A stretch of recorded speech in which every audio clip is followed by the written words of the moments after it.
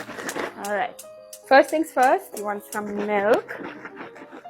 So we've been having Ayurveda classes, and she told us that we should try to have as many warming things as possible, which I felt very called out for because I'm an iced coffee girl even in winter.